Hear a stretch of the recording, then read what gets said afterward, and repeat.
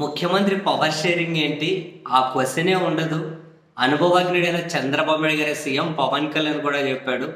ఆ ముచ్చటే ఉండదు అని నారా లోకేష్ చేసిన వ్యాఖ్యలు జనసేన పార్టీలోను, వాళ్ళ పార్టీ సానుభూతి పరులను అవి కాకరేపుతూ ఉన్నాయి.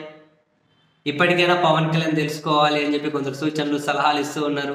ఇటువంటి సూచనలు, సలహాలు ఇచ్చే వాళ్ళు ఇస్తారు అని ఇది పవన్ కళ్యాణ్కి ముందే తెలుసు కాబట్టి మీరు నా గురించి ఏం మాట్లాడినా వైసీపీకి అమ్ముడు పోయినట్లే అని చెప్పి ఆయన ఇంతకుముందు ఎప్పుడో తీర్మానించేశారు.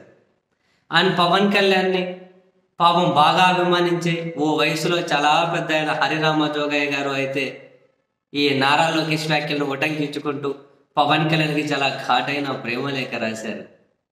రెండో మాటకి తావలేదు, ముఖ్యమంత్రిగా చంద్రబాబు నాయుడే ఉంటాడు అని చెప్పి నారా లోకేష్ వ్యాఖ్యలను ఆయన లేఖలో డబల్ రిపీటెడ్ కావాల్సిన పైలైన్లోనే రాశారు. రాసి పవన్ కళ్యాణ్కి ఎప్పుడు ఇంకా యాసించే స్థితేనా అంటే యాసించడం అంటే తెలుసా, అడక తినే స్థితి. ఇప్పుడు ఇంకా చంద్రబాబు నుంచి యాసించే స్థితేనా, మనం శాసించే స్థితిలోకి ఇక రాలేమా?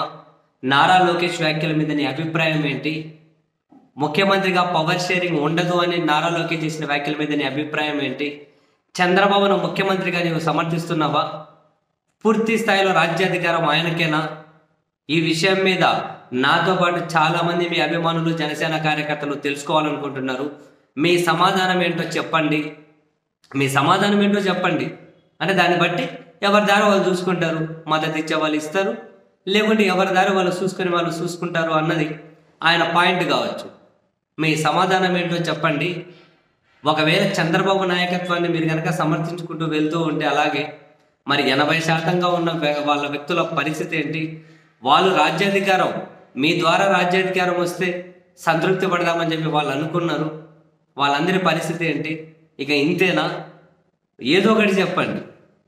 ఇంకెప్పుడు ఈ అడక తినే స్థితి నుంచి బయటకు రాలేమా అని పవన్ కళ్యాణ్కి అయితే లేఖ రాశారు. మీ సమాధానం కోసం ఎదురు చూస్తుంటాను అని. సమాధానం కావాలంటే అమ్ముడు పోయినట్లే, వైసీపీకి అమ్ముడు పోయినట్లు, కోబట్టు ఆల్రెడీ చెప్పేశారు కదా పవన్ కళ్యాణ్. ఉన్నోళ్ళు ఉండండి, వ్యతిరేకిస్తే అమ్ముడు పోయారు. మరి ఇప్పుడు హరిరామ జోగయ్యనా అంతే, నాగబాబు అయినా లేదు, చిరంజీవి అడిగినా అంతే. ఎవరికైనా అదే ఆన్సర్. పవన్ కళ్యాణ్ ఎప్పుడో ఫిక్స్ అయిపోయారు. ఇన్ని రోజులు మభ్య పెడదాం అనుకున్నారు. పాపం నారా లోకేష్ ఏమో ఏదో ఇలా బట్టబయలు చేసేసారు.